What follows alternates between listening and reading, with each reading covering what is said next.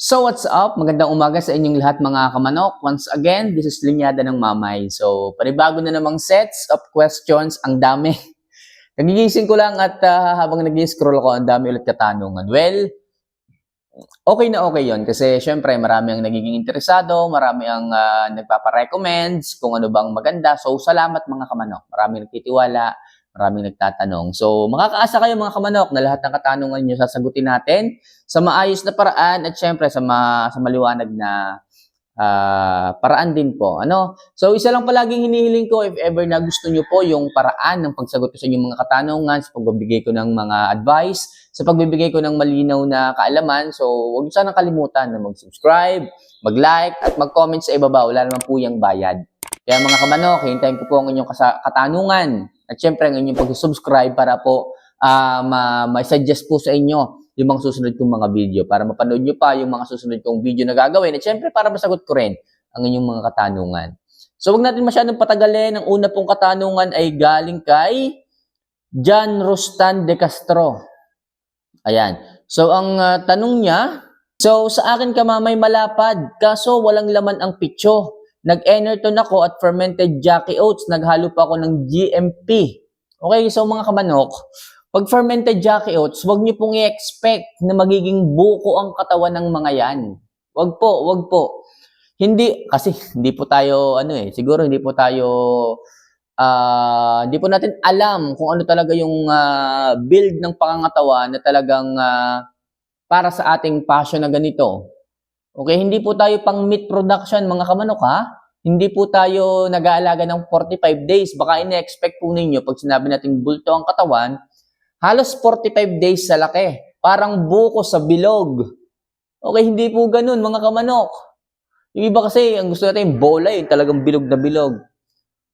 Ang magiging pangangatawan po ng inyong mga alaga, pag po kayo ay naghalo ng Jackie Oats sa mixture ng patukan ninyo, huwag niyo pong i-expect yon. Ang magiging build po ng pangangatawan niyan, malapad po yung likod, ang ilalim po niyan parang barko. Ganyan po. Be taper. Ganyan po. Hindi po yan yung nakaganyan na buko.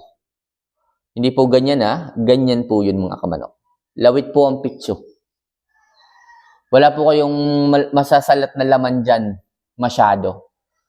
Sadya pong ganyan po talaga. Ganun po talaga ang pangangatawan ng isang manok dito sa ating hilig na ganito. Ganun po. At ganyan po ang kayang ibigay na pangangatawan ni fermented Jackie Oats.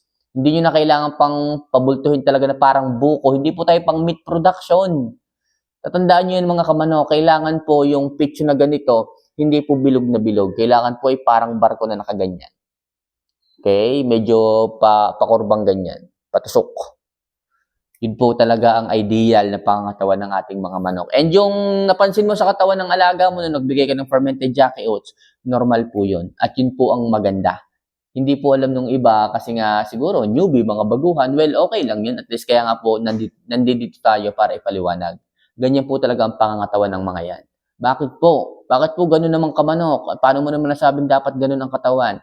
Compared natin sa isang boxer, yung mga boxer hindi po masyado nagpapalaki ng breast muscle eh. Bakit po? Kasi po ang kanila pong sports, okay, so punch sila ng punch. Pag po sila nag-punch, sumasabit po, tumutukod po yung kanilang chest muscle sa kanilang kamay. Yung pong full force, nawawala po, sumasabit po. Kaya po tingnan niyo yung mga boxers sa kanilang sports po. Kasi ganun po yung normal sports eh. Sila po ay nagpapalitan ng punch. Wala po masyado diyang malalaki ang breast muscle. Wala po masyado. Kasi nga po, nawawala po yung yung power doon sa kanilang punch. Okay? Kaya po ganun din sa manok. Pag po masyadong makapal ang kanilang breast muscle, ganun din po ang nangyayari. Kaya hanggat maaari, ayaw po natin yung bola o yung parang akala mo ay buko sa laki, ayaw po natin nun.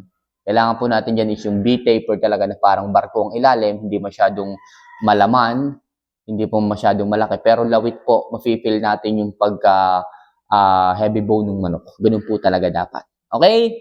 So next question. Ito naman galing kay L. John Sornido.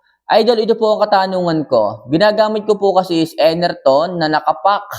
Tapos hinahaluan ko po ng 1 kilong mais. Maganda po kaya ito kung may papasyalan tayo.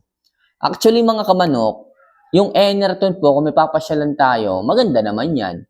Kaso nga lang, hindi siya ganun kataas ng protina. Kasi kung kayo is may mga pupuntahan, dapat medyo mataas ang protina. Kasi kailangan mag-build sila ng pangangatawan. Kasi pang maintenance po yan eh. Parang nasa 16, 17, 18 crude protein lang yan. So which is pang maintenance, hindi masyadong gaganda ang katawan, hindi rin masyadong papayat. Tama lang. Panama lang, ayos lang. Okay, pero kung sabi ko nga, kung magdadagdag ka naman dyan ng pellet, pwede. Pellet, yung high protein pellet, pwede. Kung corn naman, madadry pa ang katawan, baka po masyadong mamayat pagka corn. Kasi tama na po yung tama na po yung mixture ng Enerton pang maintenance po.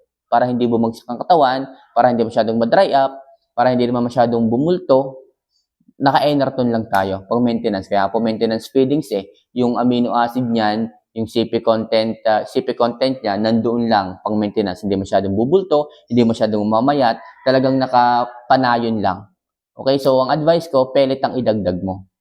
Pellet high in protein pellet, mas maganda, fermented Jackie oats. Para makuha mo talaga yung maayos na mixture. Maayos na mixture, fermented Jackie oats ang ihalo mo 10%. Sigurado ako, makukuha mo ang ganda ng pangangatawan at the same time kahit pumamasyal ka, walang problema. Okay, maghalo ka lang ng Levimin GK, o kaya naman Bitmin Pro, o kaya naman Progency, okay yan. Mas magiging maayos. So, ganun na lang mga kamanok para hindi kayo nalilito. Yung nakapack na Enerton, okay po yun kasi hindi po siya luma. Lagi po yung bago, hindi pa nakakasingaw, hindi pa nabubuksan, maayos po yun. So next, question tayo. Okay? So ang sunod na katanungan ay galing kay Benj Castillo. Ayan, so idol, ano po ang magandang maintenance feeds? Thunderbird or Sagupaan? Sana mapansin nyo. Mga kamanok, pagdating po sa feedings, hindi po mahalaga sa akin kung ano po yung pangalan yan. Kung yan ba is gawa ni Thunderbird, gawa ni Sagupaan, gawa ni kung ano pa man. So, ang titingnan nyo dyan is yung crude protein. Kung gano'ng kataas ang crude protein na meron sa kanila. Halos pare-parehas naman May lumalamang lang ng konti, may bumababa lang ng konti, pero hindi lumalayo. Maganda pa rin naman. Kasi pinag-aralan po talaga yan Bawat manufacturer, pinag-aaralan nila ang mixture ng patuka. Kasi manok yan manok ang bibigyan Kung gusto nilang magtagal sa industriya, kailangan dapat maayos yung kanilang ginagawa. Maayos dapat yung kanilang patuka.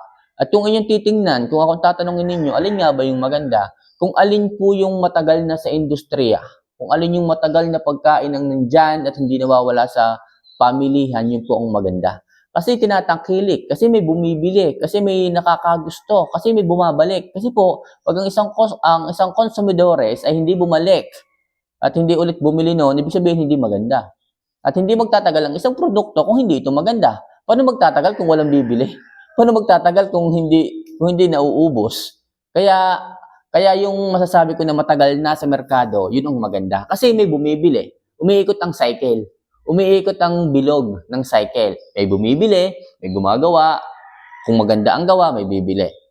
Okay? Kung may bumili, uulitin ulit. Kasi naghahanap sila. Uulitin yung gawa, iikot yung cycle. Pero kung ang mangyayari, gagawa ka ng feeds, papakilala mo sa merkado, gagamitin ng konsumidores, hindi magiging maganda, sinong bibili ulit yung hindi maganda? Walang nangyayari sa kanyang mga alaga, hindi nagiging maayos. Sinong bibili? Di wala. Ngayon, may stock sa market, hindi mabibili, masisira. Ngayon, hindi naman gagawa si manufacturer kung hindi binibili. Anong ipagpapagawa kung walang umiikot na pera? Anong iba-budget kung hindi nabibili? 'Di ba? So nawawala. Kaya sabi ko palagi sa inyo, pagdating sa maintenance phase, tingnan po ninyo ang crude protein sa likod ng sako, ng lalagyan para maliwanagan kayo. At sigurado po ako kung alin yung matagal na sa merkado kahit hindi niyo natingnan, yun palagi ang choice ng karamihan. So yun po ang maganda. Okay? So kung ako tatanungin, ano bang brand ang maganda? Kahit ano po, pero ako gamit ko dito Enerton. Pagdating sa maintenance ng aking manok, Enerton ako. So last question muna tayo dito,